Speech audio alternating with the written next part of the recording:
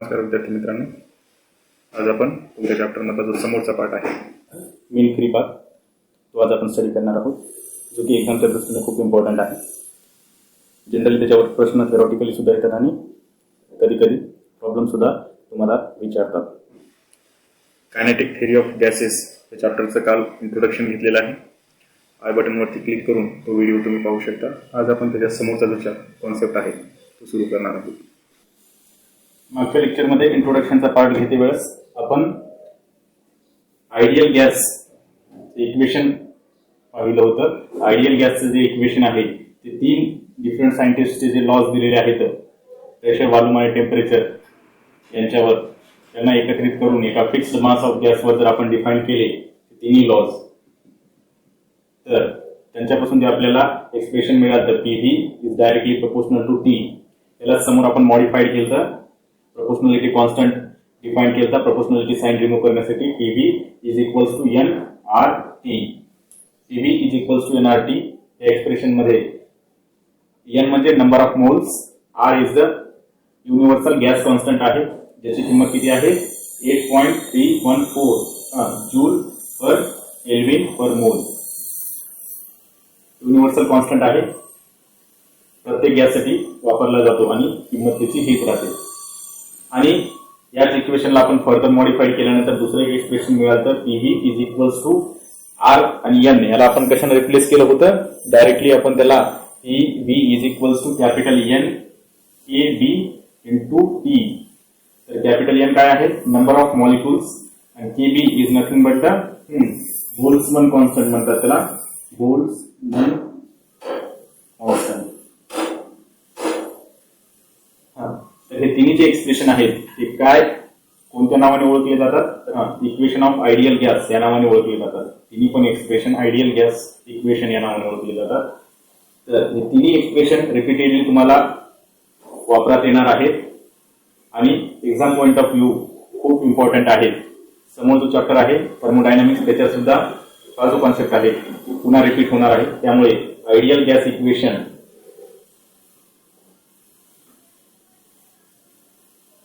व्यवस्थित समजून घ्या आणि लक्षात ठेवा. PV is directly proportional to T.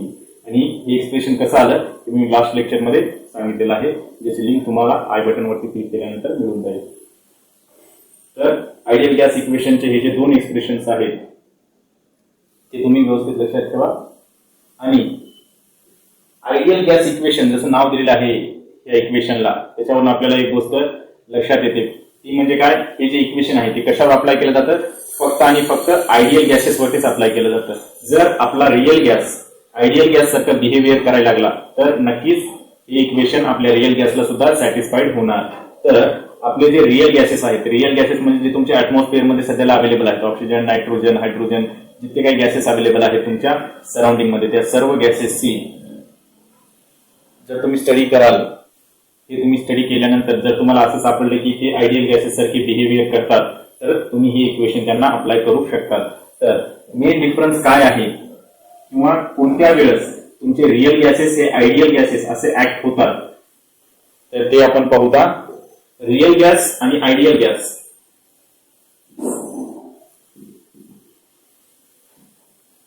Ideal gases मध्ये असे काय कॅरेक्टरिस्टिक्स आहेत जी की आयडियल गॅसला रिअल गॅस पासून वेगळं करते. तर आयडियल गॅसची एक मेन कॅरेक्टरिस्टिक्स ती म्हणजे काय आहे, आयडियल गॅस मध्ये जे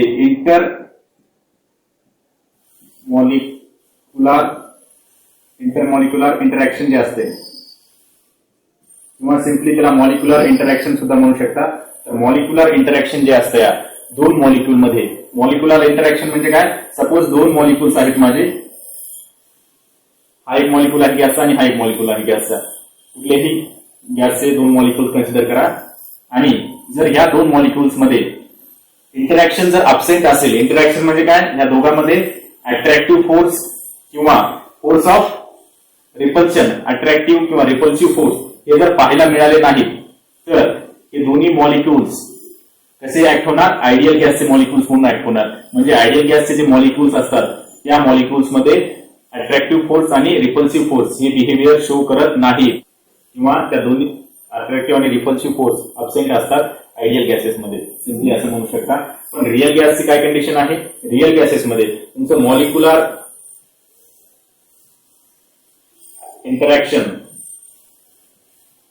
पाहायला मिळतंय, इथं अब्सेंट असते, absent of molecular interaction, but here molecular interaction present असते. म्हणजे काय, जर तुम्ही कुठलेही दोन मॉलिक्युल्स घेताल, सपोज ऑक्सिजनचे दोन मॉलिक्युल्स घ्या, तर त्या दोन्ही मॉलिक्युल्स मध्ये काय अट्रॅक्टिव्ह फोर्स आहे, म्हणजे काय इंटरॅक्शन आलं, अट्रॅक्टिव्ह फोर्स आला म्हणजे इंटरॅक्शन आलं. तुम्ही लाईकवाईज रिअल गॅसेस मध्ये जे काही मॉलिक्युल्स आहेत त्यांची जर स्टडी कराल तर ते एकमेकांना आयदर एकतर अट्रॅक्ट करतील, अदरवाईज अट्रॅक्टिव्हच्या विरुद्ध म्हणजे काय रिपल्सिव्ह नेचर तरी शो करतील. म्हणजे अट्रॅक्टिव्ह आणि रिपल्सिव्ह नेचर शो करत आहेत ऍटम दुसऱ्या ऍटम सोबत कॉन्टॅक्ट मध्ये आल्यानंतर, तर या दोन ऍटम मध्ये इंटरॅक्शन झालं असं आपण ग्राह्य धरतो. म्हणजे दोन जर मॉलिक्युल्स, तुमचे ऑक्सिजनचे दोन मॉलिक्युल, हा एक मॉलिक्युल आणि हा एक मॉलिक्युल जेव्हा एकत्र आले त्यावेळेस त्यांच्यामध्ये एक अट्रॅक्टिव्ह फोर्स असेल किंवा दुसरा जर एखादा ऍटम आला त्या दोघांमध्ये रिपल्सिव्ह फोर्स सुद्धा होऊ शकतो. तर हे जे नेचर आहे अट्रॅक्टिव्ह अँड रिपल्सिव्ह हे मॉलिक्युलर लेवलवर प्रेझेंट असते रिअल गॅसमध्ये. म्हणून जर तुम्ही रिअल गॅस मॉलिक्युलर लेवलवर स्टडी कराल तर तो आयडियल गॅसचे कॅरेक्टरिस्टिक शो करत नाही. याच्यामध्ये काय फरक आहे तर हाच मेन फरक आहे. इंटरमॉलिक्युलर अट्रॅक्शन प्रेझेंट असते आणि इतर इंटरमॉलिक्युलर इंटरॅक्शन म्हणा किंवा अट्रॅक्शन रिपल्सिव्ह फोर्स अब्सेंट असतात. तर हा मेन फरक आहे आयडियल गॅस आणि रिअल गॅसमध्ये. मग आता रिअल गॅस आयडियल गॅस होऊ शकतो की नाही, का रिअल गॅस नेहमी रिअलच राहील असं काही ठरलेलं आहे का, तर काही वेळेस आपले जे रिअल गॅसेस असतात ते आयडियल गॅस असं बिहेव करतात. तसं डेफिनेशन नुसार तर रिअल गॅस आयडियल गॅस होऊच शकत नाही, पण सर्टन फिजिकल कंडिशन्स जर तुम्ही अक्वायर केल्या तर तुमचा जो रिअल गॅस आहे तो आयडियल गॅस सारखं काही बिहेवियर शो करायला लागतो. तर रिअल गॅसच्या कोणत्या फिजिकल क्वांटिटी तुम्हाला अटेंड करावं लागतं, तर रिअल गॅसमध्ये जर तुमचं प्रेशर लो लेवलचं असेल, लो रेंज मध्ये असेल आणि तुमचं टेम्परेचर जर हायर असेल म्हणजे जास्त टेम्परेचर असेल, फॉर एक्झाम्पल तुम्ही वॉटर विषयी जर कन्सिडर कराल तर सुपरहिटिंग जे टेम्परेचर असतं या वॉटर वेपरचं त्या टेम्परेचरला, हायर टेम्परेचर आणि लोअर प्रेशरला जर तुमचा रिअल गॅस असेल तर त्यामध्ये काय बिहेवियर होणार बघा. जर टेम्परेचर जास्त असेल तर तुमचे जे मॉलिक्युल्स आहेत आणि प्रेशर सुद्धा कमी आहे, प्रेशर कमी आहे म्हणून तुमचे जे मॉलिक्युल्स आहेत ते एकमेकापासून खूप दूरवर आहेत. म्हणजे त्या दोघांमध्ये जर एखाद्या गोष्टीला तुम्ही प्रेस कराल तर ते जे मॉलिक्युल्स जे असतात ते खूप जवळ येतात, पण प्रेशर जर कमी कराल तर ते जे मॉलिक्युल्स आहेत ते सफिशियंटली काही डिस्टन्सवर सिच्युएटेड असतात जर प्रेशर कमी असेल तर. म्हणजे ह्या दोन मॉलिक्युल्स मध्ये काहीतरी सफिशियंट डिस्टन्स आहे प्रेशर कमी असल्यामुळे आणि टेम्परेचर सुद्धा जास्त असल्यामुळे हे जे प्रेशर आहे म्हणजे हे जे मॉलिक्युल्सवर एनर्जी अवेलेबल आहे ते एकमेकापासून दूर राहू शकतात.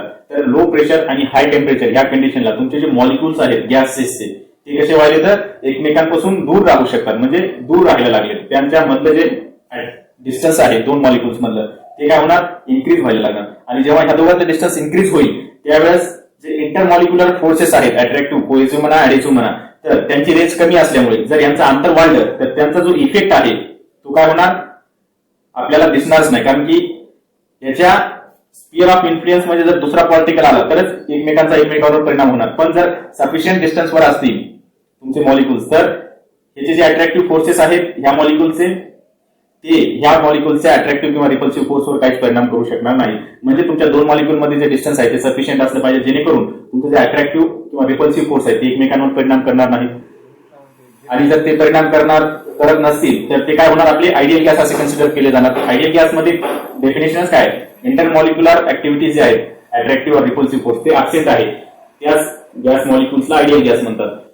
आणि असं होणं म्हणजे मॉलिक्युल्स एकापासून दूर जाणं हे कधी पॉसिबल आहे, जेव्हा तुमची जे डेन्सिटी आहे मॉलिक्युल्सची गॅसची डेन्सिटी ती कशी असली पाहिजे, कमी असली पाहिजे. म्हणजे कमी डेन्सिटीला, डेन्सिटी कमी झाली म्हणजे काय, जास्त volume. Density is equal to काय, मास आपण व्हॉल्यूम होते. पण गॅसेसच्या बाबतीत जर तुम्ही स्टडी कराल तर number of molecules per unit volume असं डिफाईन केलं जातं. तर number of molecules per unit volume जर तुमची डेन्सिटी डिक्रीज झाली म्हणजे कमी झाली तर तुमचं काय व्हॉल्यूम जास्त झालं आणि तुमचे नंबर ऑफ ऍटम्स कमी झाले. म्हणजे जास्त व्हॉल्यूम मध्ये जर कमी नंबर ऑफ ऍटम्स पाहायला मिळाले तुम्हाला तर याची काय डेन्सिटी कमी आहे, कारण की नंबर ऑफ ऍटम्स कमी आहेत आणि व्हॉल्यूम जास्त आहे तर याचा भागाकार निश्चितच कमी येणार. म्हणजे डेन्सिटी कमी आहे. थोडक्यात असं लक्षात ठेवा, डेन्सिटी म्हणजे काय, घनता. इथं किती संख्या आहे बघा मॉलिक्युल्सची कमी आहे एवढ्या व्हॉल्यूमसाठी. समजा तेच व्हॉल्यूम मी छोटं केलं आणि माझे नंबर ऑफ मॉलिक्युल्स वाढवले, तर आता काय नंबर ऑफ मॉलिक्युल्स वाढले म्हणजे यांची घनता जास्त झाली आहे, म्हणजे याची डेन्सिटी जास्त झाली. तर जेव्हा तुमची डेन्सिटी कमी असेल, प्रेशर सुद्धा कमी असेल आणि टेम्परेचर जास्त असेल, जेव्हा ह्या सिच्युएशन्स तुमच्या गॅसेसवर अप्लाय होतील किंवा नॅचरली म्हणा किंवा लॅबोरेटरी बेसिसवर जरी ह्या कंडिशन्स तुम्ही अक्वायर केल्या, तर तुमचे जे रिअल गॅसेस आहेत ते आयडियल गॅस असं ऍक्ट होणार. आयडियल गॅस कधी ऍक्ट होणार, जर तुमच्या रिअल गॅसचं काय प्रेशर डिक्रीज कराल किंवा टेम्परेचर तर इन्क्रीज कराल आणि त्यांची जी डेन्सिटी आहे रू ती सुद्धा जर डिक्रीज झालेली असेल, तर तुमचा रिअल गॅस काय आयडियल गॅस बिहेवियर शो करायला लागतो. आणि एकदा रिअल गॅस आयडियल गॅस सारखं बिहेवियर शो करायला लागला की आपण आयडियल गॅस इक्वेशन त्याच्यावर अप्लाय करू शकतो. आयडियल गॅस इक्वेशन काय, P V is equals to NRT. म्हणजे थोडक्यात लक्षात घ्या, तुमचं जे रिअल गॅस आहे तो आयडियल गॅस इक्वेशनला सॅटिस्फाईड होतो किंवा जर तुमचं प्रेशर कमी असेल आणि टेम्परेचर जास्त असेल. हायर रेंज ऑफ टेम्परेचर आणि लोअर रेंज ऑफ प्रेशरला तुमचं रिअल गॅस आयडियल गॅस असा ऍक्ट होतो. आणि आयडियल गॅसला प्रेशर आणि टेम्परेचरची रेंजची जरूरत नाही, ते कुठल्याही प्रेशरला आणि कुठल्याही टेम्परेचरला या इक्वेशनला सॅटिस्फाईड करता. कुठलंही प्रेशर असो, किती प्रेशर कमी असो जास्त असो किंवा टेम्परेचर सुद्धा जास्त असो कमी असो, नेहमी ह्या इक्वेशनला सॅटिस्फाईड करतात. त्या गॅसेसला काय आयडियल गॅसेस म्हणतात आणि हे इक्वेशन ऍक्च्युअली आयडियल गॅसेससाठीच डिफाईन केलेलं आहे. पण आपल्याला रिअल गॅसेसला म्हणजे आपल्या ऍटमॉस्फिअर मध्ये जे ऍक्च्युअल अवेलेबल आहेत ते गॅसेसवर ते अप्लाय करण्यासाठी, हे इक्वेशन अप्लाय करण्यासाठी आपण काही कंडिशन मेंटेन करावी आपल्याला काही कंडिशन मेंटेन करावी लागते, तरच आपण आयडियल गॅस इक्वेशन रिअल गॅसेसवर अप्लाय करू शकतो. तर हा मेन डिफरन्स आहे रिअल गॅस आणि आयडियल गॅसमध्ये. पहिला डिफरन्स काय आहे रिअल गॅसमध्ये आणि आयडियल गॅसमध्ये? रिअल गॅस आणि आयडियल गॅस यांच्यात पहिल्या डिफरन्स मध्ये ideal gases all pressure temperature ला ideal gas of equation satisfied करतात. Satisfied ideal gas equation. पण इथे फिक्स रेंज म्हणजे low pressure and high temperature ह्याच रेंजमध्ये सॅटिस्फाईड करतात तुमच्या आयडियल गॅस इक्वेशनला. सेकंड थिंग मध्ये डेफिनेशनच ह्याच्यामध्ये इंटर मॉलिक्युलर किंवा अट्रॅक्टिव्ह फोर्स म्हणा रिपल्सिव्ह किंवा सिंपल असेल, या मॉलिक्युलर इंटरॅक्शन अब्सेंट असते.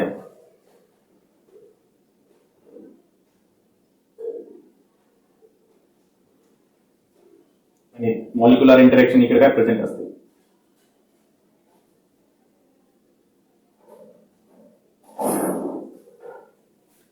हे झाले मेन डिफरन्स रिअल गॅस आणि आयडियल गॅस मध्ये.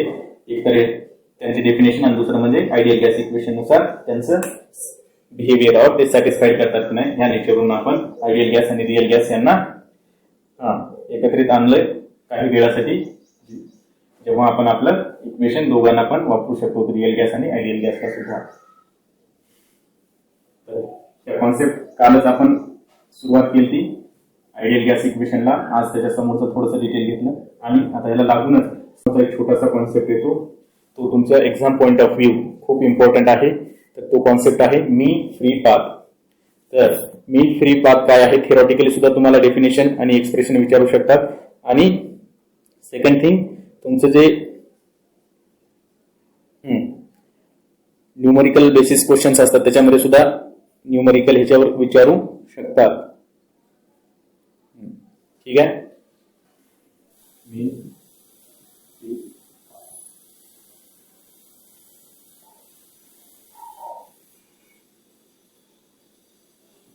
मी फ्री पाथ काय आहे, थोडक्यात आपल्या जे चॅप्टरचं नाव आहे कायनेटिक थिअरी ऑफ गॅसेस.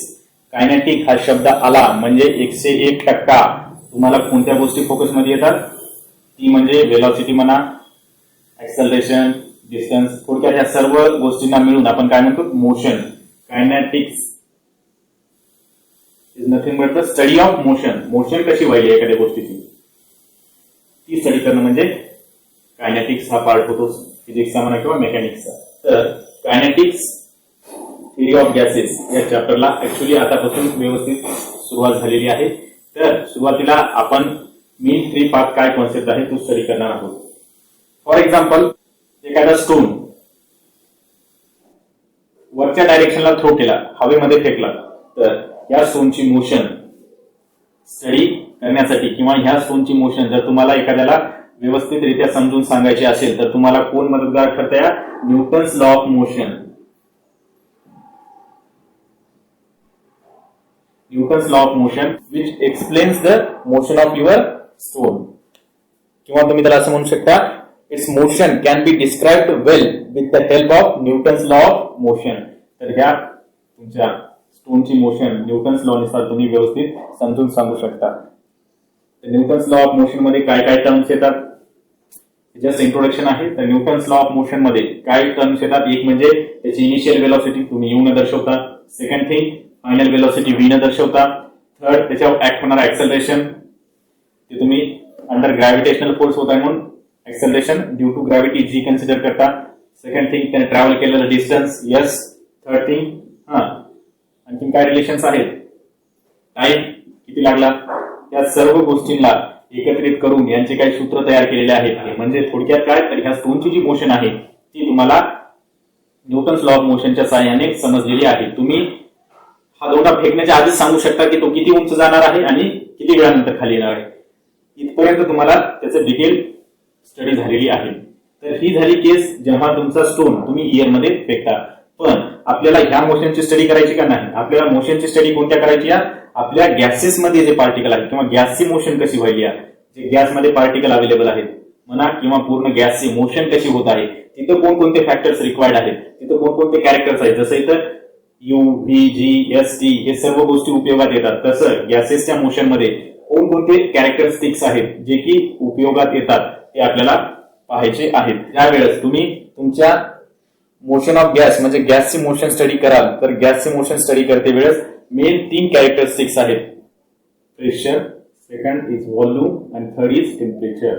जसं आपण स्टोनच्या मोशन मध्ये काय केलं वेलॉसिटी, ऍक्सेलरेशन आणि टाइम किंवा डिस्प्लेसमेंट या टर्म्स कॅरेक्टरिस्टिक्स वापरल्या होत्या. पण while studying the motion of gases we have to characterize that motion into these 3 physical quantities. First is pressure, volume or temperature. Pressure, volume, temperature या 3 गोष्टीमध्येच आपण गॅसेसची motion study करत असतो. Suppose तुम्ही एका कंटेनर मध्ये एक गॅस एन्क्लोज केलेला आहे ज्याच्या कॅरेक्टरिस्टिक्स म्हणजे काय पीव्हीटी मायक्रोस्कोपिक लेवलला तुम्हाला ह्या सर्व माहित आहे. प्रेशर, व्हॉल्यूम आणि टेम्परेचर ह्या कॅरेक्टरिस्टिक्स तुम्हाला मायक्रोस्कोपिक लेवलला माहित आहे. एका कंटेनर मध्ये काही फिक्स्ड गॅस घेतलेला आहे तुम्ही, गॅस मॉलिक्युल्स आहेत या कंटेनर मध्ये, त्याचा फिक्स्ड मास आहे त्या कंटेनर मध्ये अवेलेबल असलेल्या गॅसेसचं. तर त्या गॅसेसला तुम्ही कंटेनर मध्ये घेतल्यानंतर तुम्हाला त्या गॅसेसचे जे पार्टिकल आहेत त्यांची मोशन कशी होते हे स्टडी करायचं आहे. तर तुम्ही या पार्टिकलची मोशन जेव्हा स्टडी करायला लागाल त्यावेळेस तुम्हाला एक गोष्ट लक्षात असली पाहिजे की माझा जे पार्टिकल आहे गॅसचा तो किती डिस्टन्स ट्रॅव्हल करतोय, किती वेळ लागतोय त्याला ट्रॅव्हल करण्यासाठी, सेकंड थिंग त्याचा वेग वाढतोय कमी होते म्हणजे ऍक्सेलरेशन काय आहे त्याचं, या सर्व गोष्टी माहित असल्या पाहिजे तरच तुम्ही त्याची स्टडी करू शकाल. बरोबर आहे. हे झालं तुमच्या एका मॉलिक्युल्स विषयी, त्या कंटेनर मध्ये घेतलेल्या गॅसचे एका मॉलिक्युल. असे नंबर ऑफ मॉलिक्युल्स आहेत. मग तुम्ही इंडिव्हिज्युअल मॉलिक्युल्सची स्टडी करणार, अगोदर ह्या मॉलिक्युलची नंतर ह्या आणि सर्वांचं कलेक्शन करून जर तुम्ही ह्या पूर्ण मोशनला डिफाईन करत बसाल तर तुम्हाला तुमचं आयुष्य निघून जाईल. पण त्या मोशनची तुम्हाला व्यवस्थित स्टडी होणार नाही.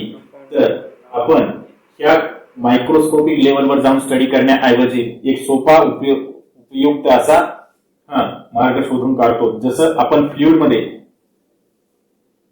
जेव्हा स्टडी करत होतो मोशन ऑफ फ्लुइड त्याच्यामध्ये आपण काय स्टडी करत होतो म्हणजे पूर्ण फ्लोची मोशन आपल्याला स्टडी करणं शक्य नव्हतं. प्रत्येक पार्टिकलची तुम्हाला जर मोशन स्टडी करायची असेल तर ते डिफिकल्ट जाऊ लागलं. त्यावेळेस आपण काय डिफाईन केलता सोपा मार्ग म्हणजे आयडियल फ्लो डिफाईन केलता. आयडियल फ्लो मध्ये सर्व कॅरेक्टरिस्टिक्स आपल्या सोप्या कॅल्क्युलेशनसाठी ज्या ज्या लागतात त्या आपण डिफाईन केल्या आणि त्या फ्लोची स्टडी केली. तसंच study of motion of gases याच्यामध्ये सुद्धा तुम्हाला काहीतरी असा मार्ग काढावा लागेल जो की तुमची जी स्टडी आहे मॉलिक्युलर लेवलवर ती कॉम्प्लिकेटेड न करता इझियर वे मध्ये करून देईल. तर या प्रत्येक पार्टिकलची मोशन स्टडी करण्याऐवजी आपण मधला मार्ग काय काढतो, या नंबर ऑफ पार्टिकल्सची काय करतो ऍव्हरेज फाइंड आउट करतो. म्हणजे काय, सपोज या कंटेनरमध्ये काही पार्टिकल्स आहेत, व्हॉल्यूम आपल्याला मास व्हॉल्यूम माहित असल्यानंतर number of particles find out करता येतात. सपोज पर्टिक्युलर टाइप्स ऑफ गॅसेसचे कंटेनरमध्ये घेतलेले असतात तर या पूर्ण मॉलिक्युल्सची इंडिव्हिज्युअल स्टडी करण्याऐवजी आपण काय ऍव्हरेज स्टडी करतो. म्हणजे काय, या पूर्ण कंटेनरमध्ये जे मॉलिक्युल्स आहेत त्यांची मोशन कशी होत आहे हे स्टडी करतो. म्हणजे काय, आपण ऍव्हरेज फाइंड आउट करतो डायरेक्टली. तर average of physical quantity or a large number of particles involve are obtained. ज्या फिजिकल क्वांटिटी आहेत त्यांचा ऍव्हरेज आपण फाइंड आउट करतो, जे की आपल्याला कॉम्प्लिकेटेड स्टडी पासून वाचवतं. म्हणून आपण नंबर ऑफ पार्टिकल्सची फिजिकल जे काही पॅरामीटर्स आहेत ते कॅल्क्युलेट करतो आणि ऍव्हरेज कॅल्क्युलेट केल्यानंतर परत आपण त्या ऍव्हरेजला काय इंडिव्हिज्युअल मध्ये डिफाईन करतो, इंडिव्हिज्युअल पार्टिकल मध्ये. तर इंडिव्हिज्युअल पार्टिकल मध्ये करते वेळेस तुम्हाला परत मग तुम्ही कोणत्या लेवलला जाता, मॅक्रो पासून मायक्रो लेवलला जाता. ऍव्हरेज स्टडी करता म्हणजे पूर्ण नंबर ऑफ पार्टिकल्स स्टडी करता तुम्ही मोशनची, आणि ऍव्हरेज स्टडी झाल्यानंतर तुम्ही त्या ऍव्हरेज स्टडीचा उपयोग करूनच इंडिव्हिज्युअल पार्टिकल्सची जी मोशन आहे ती डिफाईन करता. आणि हा जो अप्रोच आहे ऍव्हरेज स्टडी केल्यानंतर इंडिव्हिज्युअल पार्टिकल्सची जी मोशन आहे ती डिफाईन करणं, ह्या कॉन्सेप्टलाच किंवा ह्या अप्रोचलाच kinetic theory of gases follow करता या. This is the approach of kinetic theory of gases. थोडक्यात तुम्हाला समजलेलं आहे की आता आपण इंडिव्हिज्युअल पार्टिकलची स्टडी करणार नाही, आपण नंबर ऑफ पार्टिकल्सची स्टडी करणार आहोत. या पूर्ण पार्टिकलचे मोशन कशी आहे किंवा फिजिकल जे काही पॅरामीटर्स कसे आहेत ते फाइंड आउट करणार आहोत. इंडिव्हिज्युअल म्हणजे मॉलिक्युलर लेवलवर आपण स्टडी करणार नाही, आपण काय मॅक्रोस्कोपिक लेवलला स्टडी करणार आहोत.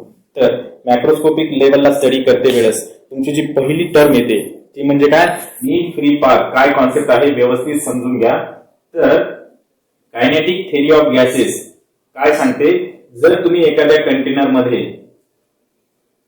काही मॉलिक्युल्स घ्याल गॅसचे, मी इथून पुढे जेव्हा जेव्हा गॅस म्हणेल अर्थार्थी ते आयडियल गॅस असेल किंवा तुमचा रिअल गॅस लो प्रेशर आणि हाय टेम्परेचरला आहे असा असेल, म्हणजे आयडियल गॅसच असेल थोडक्यात. तर जेव्हा तुम्ही तुमच्या गॅसला एखाद्या कंटेनर मध्ये घ्याल तर कायनेटिक थिअरी ऑफ गॅसेस आपल्याला असं सांगते की त्या कंटेनरमध्ये जे गॅसचे मॉलिक्युल्स अवेलेबल आहेत ते मॉलिक्युल्स स्थिर कधीच राहत नाही, ते कंटिन्युअसली काय मोशन मध्ये असतात, रॅन्डम मोशन करत असतात कंटिन्युअसली. त्याला ब्राउनियन मोशन सुद्धा म्हणतात. ब्राउनियन मोशन तुम्ही केमिस्ट्रीमध्ये स्टडी केली आहे. ब्राउनियन मोशन म्हणजे काय, रॅन्डम टाईपची मोशन असते जिथं काही फिक्स्ड ठराविक त्यांचा पाथ नसतो, तर कंटिन्युअसली ते काय मोशन मध्ये असतात. सपोज तुमच्याकडे एक कॅमेरा अवेलेबल आहे जो हे मॉलिक्युल्स ट्रेस करू शकतो, म्हणजे मॉलिक्युल्स त्यांच्या मधून दिसतात. तर त्या कॅमेऱ्यानं तुम्ही काय केली, एक फोटो घेतली, म्हणजे ह्या कंटेनर मधल्या गॅसेस मॉलिक्युल्सची.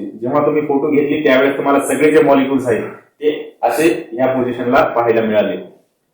हे इन्स्टंटचे आहे. फोटो घेतल्यानंतर तुम्ही काय केली, रेकॉर्डिंग सुरू केली त्याच कॅमेऱ्यानं आणि एका पर्टिक्युलर गॅस मॉलिक्युलवर फोकस केला तुम्ही. तर तुम्हाला असं समजलं की हा गॅस मॉलिक्युल्स त्या कंटेनर मध्ये असा काहीतरी पाथ फॉलो करत होता काही वेळासाठी, समजा तुम्ही ट्रेस केलं. तर हा जो पाथ ट्रेस केलेला आहे त्या मॉलिक्युलनं, तो पाथ तुम्ही रेकॉर्ड केल्यानंतर तुम्हाला मिळालेला आहे. तर इंडिव्हिज्युअल पार्टिकल किंवा इंडिव्हिज्युअल मॉलिक्युलनं इतका सोपा पाथ जर ट्रॅव्हल केला असेल तर तुम्ही विचार करा, इथं नंबर ऑफ मॉलिक्युल्स आहेत आणि नंबर ऑफ मॉलिक्युल्सचा पाथ असाच राहील असं काही ठरलेलं नाही, फक्त ते मोशन मध्ये राहतात. तर मग या नंबर ऑफ मॉलिक्युल्सची आपण जर स्टडी करायला लागताल तर आपल्याला निश्चितच काहीच साध्य होणार नाही. मग त्याकरता आपण काय करतो, ऍव्हरेज भाषा वापरतो. त्यांची मोशन कशी आहे, पहिली गोष्ट म्हणजे ती रॅन्डम मोशन आहे. त्यांच्या मनात आलं तिकडे धावतात, म्हणजे काय थोडक्यात ते सैराट आहेत, कुणीकडे पळतात.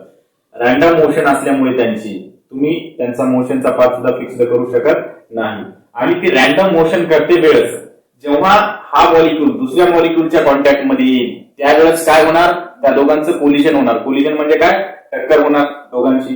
म्हणजे जेव्हा जेव्हा गॅसेसचे मॉलिक्यूल एकमेकांच्या कॉन्टॅक्ट मध्ये येतील त्यावेळेस काय होणार, त्यांची त्या एकमेकांसोबत धडकाधडकी होणार. आता मी थोडा मोठा व्ह्यू काढलेला आहे. सपोज हे माझे गॅसेसचे मॉलिक्युल्स आहेत जे या कंटेनरमध्ये आहेत. जेव्हा हा मॉलिक्यूल पर्टिक्युलर एका मॉलिक्यूल विषयी मी बोलत आहे, तर हा जो गॅसचा मॉलिक्यूल आहे तो याच्या कॉन्टॅक्ट मध्ये आला, जेव्हा ह्याच्या जवळ आला त्यावेळेस काय ह्या दोघांमध्ये टक्कर होणार, कारण की ह्याची सुद्धा वेलोसिटी या डायरेक्शनला आहे, सपोज ह्याची सुद्धा ह्याच डायरेक्शनला आहे. तर त्या दोघांमध्ये काय कोलिजन होणार, आणि ते कोलिजन कसं असतं या इलास्टिक कोलिजन असतं या. असं कायनेटिक थेरी ऑफ गॅसेस आपल्याला सांगते की जेव्हा गॅसेसचे मॉलिक्यूल रॅन्डमली ट्रॅव्हल करत असतात त्यावेळेस ते जेव्हा एकमेकांच्या कॉन्टॅक्ट मध्ये येतात त्यावेळेस कोलिजन ऑकर होते, आणि ते कोलिजन कसं असतंय इलास्टिक कोलिजन असतं. इलास्टिक कोलिजन म्हणजे काय, तुम्ही 11th क्लासमध्ये स्टडी केली कोलिजन या चॅप्टर मध्ये. थोडक्यात मी सांगतो त्यांची जी मोमेंटम आहे जवळ राहते किंवा कोएफिशियंट ऑफ रेस्टिट्यूशन तो 1 असतो. थोडक्यात तो रेशिओ कशाचा असतो, V2 minus V1 upon U1 minus U2 हा जो रेशिओ असतो हा इक्वल्स टू 1 असतो परफेक्टली इलास्टिक कोलिजन मध्ये.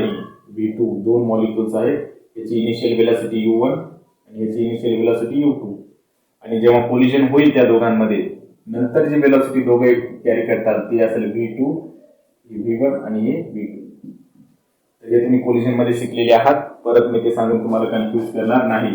सगळं विसरून जाऊन थोडक्यात एक लक्षात ठेवा, ते जे कोलिजन आहे ते कसं आहे इलास्टिक कोलिजन आहे. आफ्टर कोलिजन त्याच्यात त्याचं वेलॉसिटी आणि डायरेक्शन जे आहे ते कोणत्याही डायरेक्शनला असू शकते. लाईक असं टक्कर झाली, नंतर याच्यासोबत टक्कर झाल्यानंतर तो मॉलिक्यूल इकडे गेला, परत त्या मॉलिक्यूल सोबत टक्कर केली, परत त्या मॉलिक्यूल सोबत टक्कर झाली, आणि लाईकवाईज तो मॉलिक्यूल्स असा ट्रॅव्हल करत गेला.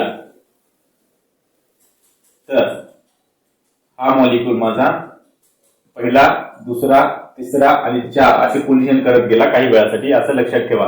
तर इलास्टिक कोलिजन झालं पहिल्या मॉलिक्यूल सोबत, दुसऱ्या, तिसऱ्या, चौथा हा मॉलिक्यूल असा ट्रॅव्हल केला काही वेळासाठी सर्वांसोबत टक्कर खात तो तिथपर्यंत पोहोचलेला आहे. त्याच्या समोर सुद्धा त्याची थांबलेली नाही, ती सुरूच आहे कार्यक्रम, पण आपण एवढे टप्पे घेऊ त्याच्या मोशन मधले.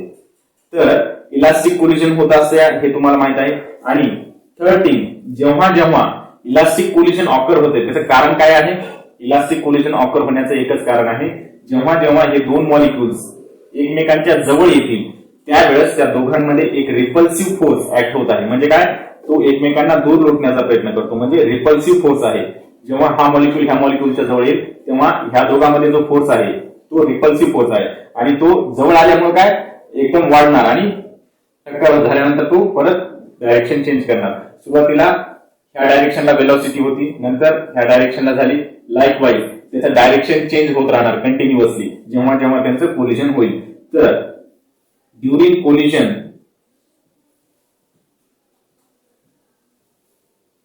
कोलिजन त्यांचं जे नेचर आहे कसं आहे, रिपल्सिव्ह नेचर आहे.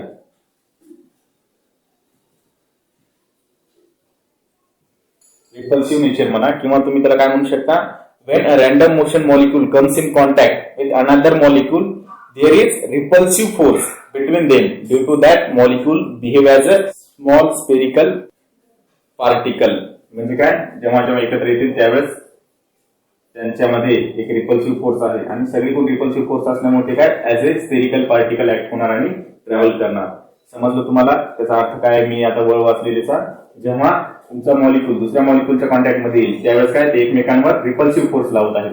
म्हणजे हे दोन मॉलिक्यूल झाले, ह्या बाजूला मॉलिक्यूल आहे, ह्या बाजूला पण आहे, प्रत्येक बाजूला ह्याच्या मॉलिक्यूल आहे, म्हणजे सगळ्याच बाजूने ह्याच्यावर रिपल्सिव्ह फोर्स ऍक्ट होणार आहे. तर हे काय ऍज अ स्पियर, छोटा स्पियर ऍक्ट होणार सर्व बाजूने फोर्स ऍक्ट होत असल्यामुळे, आणि तो जो स्पियर आहे तोच काय ट्रॅव्हल करत आहे, आणि ते कोलिजन काय इलास्टिक कोलिजन आहे. तर ह्या सर्व गोष्टी तुमच्या लक्षात आलेल्या आहेत.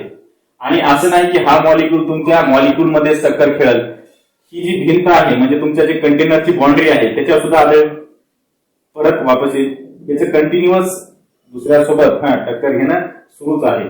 तर हे जे कोलिजन आहे, तुम्ही एक गोष्ट पाहिली असेल, ह्या कोलिजन मध्ये ह्यानं जी वेलॉसिटीची डायरेक्शन ठेवलेली आहे ती कशी आहे, कॉन्स्टंट आहे. बघा, इथपासून इथपर्यंत जाईपर्यंत त्याची वेलॉसिटीची डायरेक्शन कॉन्स्टंट राहिली, आणि त्याची वेलॉसिटी सुद्धा कॉन्स्टंट राहिली. वेलॉसिटी कॉन्स्टंट का राहिली, कारण की त्याच्यावर जे फोर्स ऍक्ट होत होता तो 0 होता. आणि झिरो फोर्स मध्ये जी व्हेलॉसिटी डायरेक्शन असते ती काय कॉन्स्टंट असते. ज्यावेळेस तुमचा फोर्स अप्लाय होईल त्यावेळेस काय मास इंटू ऍक्सेलरेशन कॉन्सेप्ट येणार. मग ऍक्सेलरेशन डेव्हलप होण्याचं कारण either change in direction of magnitude. तर त्याच्यावर कुठलाही फोर्स ऍक्ट होत नव्हता कारण की आजूबाजूला एकही मॉलिक्यूल नाही, त्यामुळे त्याची जी गती होती ती स्ट्रेट लाईन मध्ये होती, डायरेक्शन फिक्स होती आणि व्हेलॉसिटी सुद्धा कॉन्स्टंट होती असं कायनेटिक थिअरी ऑफ गॅसेस सांगते. कुठपर्यंत जोपर्यंत दुसऱ्यासोबत तो टक्कर खात नाही, दुसऱ्यासोबत कोलिजन होत नाही, तोपर्यंत त्याच्या व्हेलॉसिटीचं डायरेक्शन आणि मॅग्निट्यूड कसं आहे कॉन्स्टंट आहे, व्हेलॉसिटी कॉन्स्टंट आहे इथपासून इथपर्यंत जाईपर्यंत आणि डायरेक्शन तर कॉन्स्टंट आहे.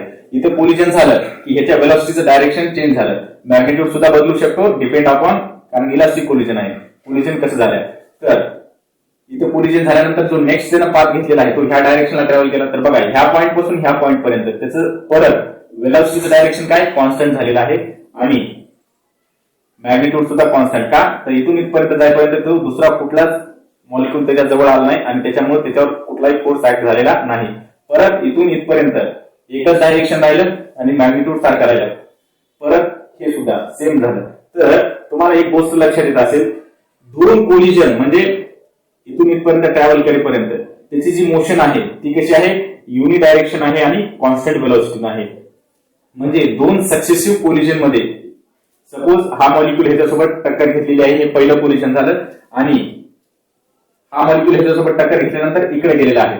तर या दोन टक्करीमध्ये त्याचं जे डायरेक्शन ऑफ व्हेलॉसिटी आणि मॅग्निट्यूड ऑफ व्हेलॉसिटी कसं आहे कॉन्स्टंट आहे. तर इथूनच आपण मीन फ्री पाथ काय कॉन्सेप्ट आहे तो डिफाईन करतो. तर मीन फ्री पाथ काय कॉन्सेप्ट आहे, तर मीन फ्री पाथची डेफिनेशन काय आहे,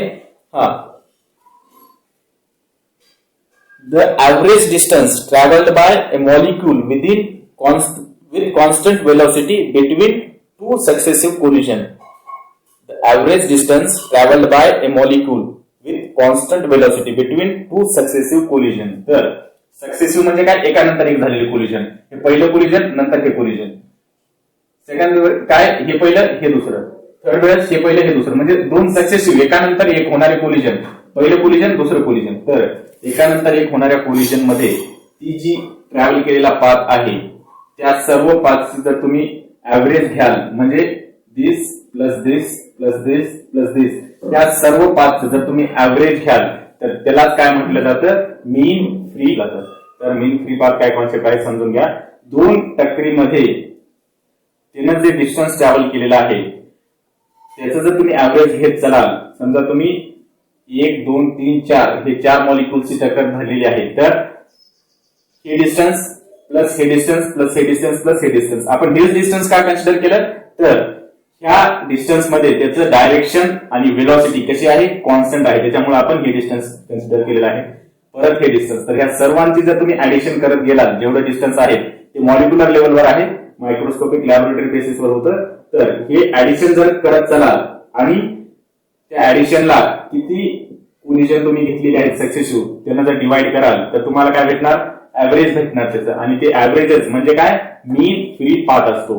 हे डिस्टन्स म्हणजे डिस्टन्सच ऍव्हरेज झाले, डिस्टन्स म्हणजे काय थोडक्यात पाथ जो रस्ता त्याने ट्रॅव्हल केला आहे. तर मीन फ्री पाथ काय सांगतो परत एकदा डेफिनेशन वाचतो, the average distance travelled by molecule with constant velocity between two successive collision. दोन सक्सेसिव्ह कोलिजन मध्ये जे पाथ ट्रॅव्हल केलेला आहे त्याला तुम्ही काय मीन फ्री पाथ असं म्हणता. सेकंड थिंग मीन फ्री पाथ बघा कशावर डिपेंड असणार, बघा हे जर मॉलिक्यूल्स एवढे दूर नसून समजा जवळ जवळ आले, हा मॉलिक्यूल इथं काय होता मी समजा एकदम जवळ आले, तर आता ह्याची जी मीन फ्री पाथ आहे हे जे डिस्टन्स आहे कमी झालं, म्हणजे काय झालं जर तुमचे मॉलिक्यूल्स दिलेल्या एरियामध्ये जास्त प्रमाणात असतील म्हणजे काय थोडक्यात डेन्सिटी जर जास्त असेल म्हणजे number of molecules per unit volume हे जर जास्त असेल तर तुमचा मीन फ्री पाथ कसा येणार कमी येणार, कारण की हे कमी डिस्टन्स ट्रॅव्हल करताय बरोबर आहे. मगाशी दूर दूर होते तर जास्त दूर डिस्टन्स ट्रॅव्हल केलं, पण जर तुमचे नंबर ऑफ मॉलिक्यूल्स वाढले म्हणजे डेन्सिटी जर इन्क्रीज झाली तर अशा वेळेस तुमची जी मीन फ्री पाथ आहे त्याची व्हॅल्यू काय डिक्रीज होते. म्हणजे थोडक्यात तुम्ही काय सांगू शकता मीन फ्री पाथ लॅम्बडाने शो केला जातो. तर मीन फ्री पाथ हे तुमच्या डेन्सिटीला कसा इन्व्हर्सली प्रोपोर्शनल आहे. म्हणजे जर तुमची डेन्सिटी इन्क्रीज झाली म्हणजे नंबर ऑफ मॉलिक्यूल जर इन्क्रीज झाले तर तुमच्या डिस्टन्स ट्रॅव्हल म्हणजे अंतर जे ट्रॅव्हल केलेलं आहे ह्या एका गॅस मॉलिक्युलनं ते कमी होते. म्हणजे तुमची जी मीन फ्री पाथ आहे ते तुमच्या डेन्सिटीला इनव्हर्सली प्रोपोर्शनल आहे. डेन्सिटी वाढली तुमचा मीन फ्री पाथ कमी होणार, डेन्सिटी कमी झाली मीन फ्री पाथ वाढणार. सेकंड थिंग, त्या मॉलिक्युलची साईज किती आहे. सपोज छोटे छोटे मॉलिक्युल्स असतील तर त्यांना डिस्टन्स ट्रॅव्हल करायला जास्त वेळ लागेल. आणि जर हे गॅसेसचे मॉलिक्युल साईज सपोज जास्त मोठी असेल तर सुद्धा त्यांची जी मीन फ्री पाथ आहे तो कमी होतो. सपोज छोटाले मॉलिक्युल्स आहेत तर एवढं डिस्टन्स ट्रॅव्हल करायला मिळते. सपोज मी हेच मॉलिक्युल साईज मध्ये मोठे काढले म्हणजे काय, हा मॉलिक्युल आता सुद्धा त्याचं जे डिस्टन्स आहे तिथेच ट्रॅव्हल करण्याचं ते खूप कमी झालेलं आहे. मी सेंटरला काढतोय, सेंटरला काढण्याची जरूरत नाही, तुम्ही कोलिजन मधलं दाखवू शकता. इथे कोलिजन झाल्यानंतर इथे जाणार, लाईकवाईज इथे दुसरा एखादा मॉलिक्युल्स असं त्याचं कोलिजन सुरूच राहणार. तर सेकंड थिंग, तुमचा जो लॅम्बडा आहे म्हणजे मीन फ्री पाथ तो कशावर डिपेंड आहे, साईज ऑफ युअर मॉलिक्युल्स. तुमच्या मॉलिक्युल्सची साईज जर वाढली तर त्याला फिरण्यासाठी कमीत कमी जागा मिळणार ना. ऑलरेडी तुमच्या मॉलिक्युल्सनं सगळी जागा व्यापून घेतलेली आहे तर ह्याला फिरण्यासाठी कमी जागा मिळणार. म्हणजे परत तुमचा जो लॅम्बडा आहे तो तुमच्या साईजला सुद्धा इनव्हर्सली प्रोपोर्शनल आहे. जर साईज वाढली तर डिस्टन्स ट्रॅव्हल कमी होणार, साईज कमी झाली तर डिस्टन्स ट्रॅव्हल वाढणार. म्हणजे तुमचा lambda again inversely proportional to your size of molecules. Therefore, this is first. Second thing, your lambda is also inversely proportional to size of molecules. समजलं? म्हणजे साईज ऑफ मॉलिक्युल्स कशा denote करणार तुम्ही, एक तर रेडियस म्हणा किंवा डायमीटर म्हणा. तर बेटर तुम्ही डायमीटर म्हणा, तर डायमीटर जास्त झालं तर मीन फ्री पाथ कमी होणार आणि मीन डायमीटर जर कमी झालं तर मीन फ्री पाथ जास्त होणार. ही झाली सेकंड थिंग ज्याच्यावर तुमचा मीन फ्री पाथ डिपेंड आहे, साईज झालं. आणि थर्ड थिंग, तुमचा जो लॅम्बडा आहे तो कशावर डिपेंड आहे, क्रॉस सेक्शन एरियावर सुद्धा डिपेंड आहे. क्रॉस सेक्शन एरिया म्हणजे काय, कट केल्यानंतर जो तुमच्या समोर येतो सेक्शन घेतलेला एरिया. सपोज हा सिलेंडर आहे आणि या सिलेंडरला तुम्ही असं कट केलेला आहात, तर कट केल्यानंतर जो भाग रिमेनिंग राहतो हा शब्द तुम्ही काढून टाकाल तर तो जो कट केलेला भाग आहे त्याला काय क्रॉस सेक्शन एरिया म्हणतात. जो क्रॉस आहे तुमच्या दिलेल्या जॉमेट्रीला क्रॉस सेक्शनल एरिया, याला सुद्धा तो डायरेक्टली प्रोपोर्शनल आहे असं कायनेटिक थेरी ऑफ गॅसेस सांगतोय. म्हणजे हे डायरेक्टली कशाला, डी स्क्वेअरला सुद्धा इनव्हर्सली डी स्क्वेअरला सुद्धा प्रोपोर्शनल आहे. तर या सर्व व्हॅल्यूजला आपण एकत्रित करून आपलं जे सूत्र तयार होत आहे आपल्या लॅम्बडाचं ते काय होणार, therefore lambda is equals to 1/√2 pi d square into n/p. तर हे सूत्र आहे आपल्या लॅम्बडाचं. Lambda is equals to 1/√2 pi d square upon into n/v. This is the mean free path. लॅम्बडानं दर्शवलं जातं. याच्यामध्ये क्वांटिटीज काय आहे, d is the diameter म्हणजे काय, तुमचं जे मॉलिक्युलची साईज आहे मॉलिक्युलर डायमीटर आहे. n is the number of molecules, d is the diameter of molecule, where capital N is the number of molecules and P is nothing but the volume. Volume जे तुम्ही volume container मध्ये घेतलेला आहे gas ते. And the lambda is nothing but the mean free path. Mean free पाथचं introduction आपल्याला झालेलं आहे. तर मीन फ्री पाथ वर एक छोटस न्यूमरिकल आहे, ह्या एक्सप्रेशन वरती तुमच्या बुकमध्ये सॉल्व्ड आहे पेज नंबर 58 वर. तर काय सांगते ते न्यूमरिकल बघा. Obtain the mean free path of nitrogen molecules at 0 degree centigrade and 1 atmospheric pressure, 1 atm pressure. The molecular diameter of nitrogen is 324 pm picometer. Assume the gas is ideal gas. आणि ideal gas वरच ही study केलेली आहे म्हणून ते ideal gas असा अजून करायला सांगितलेलं आहे. तर प्रॉब्लेम मध्ये काय सांगताय आपल्याला फाइंड आउट करायचं आहे मीन फ्री पाथ. गिवन डाटा काय काय दिलेला आहे,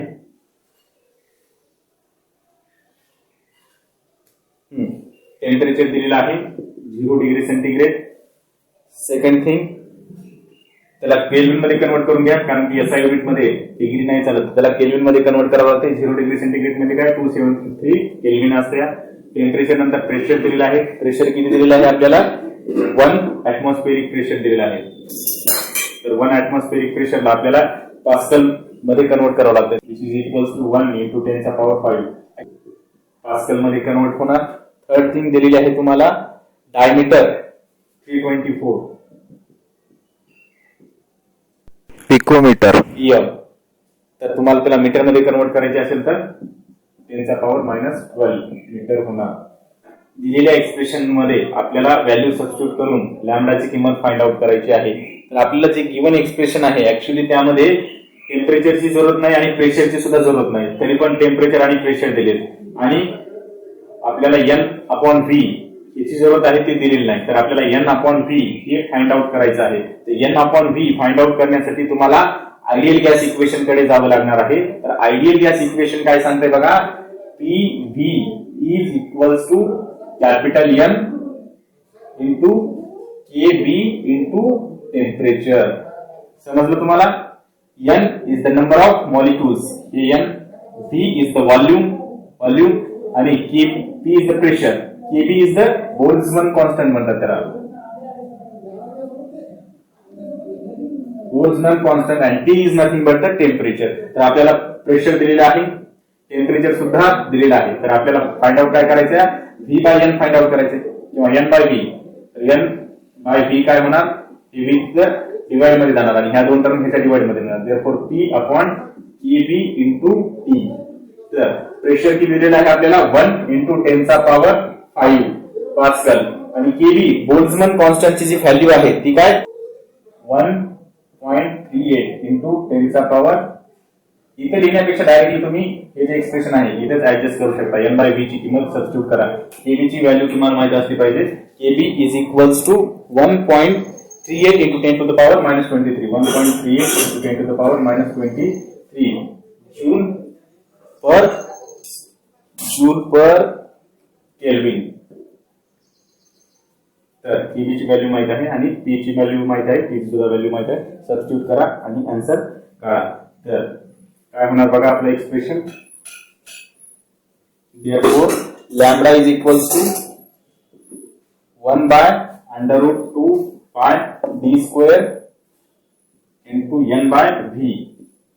N/V च्या जागी आपल्याला काय सबस्टिट्यूट करायचं? P/KB into T. तर सबस्टिट्यूट करा, काय होणार बघा, which is equals to 1/√2 pi d² into P/KB into T. KB into T डिनॉमिनेटरचा डिनॉमिनेटर आहे, तो काय न्यूमरेटरचा न्यूमरेटर होणार, वरती जाणार, which is equals to KB into T upon √2 pi d² into T. Value substitute करा रिस्पेक्टिव्ह.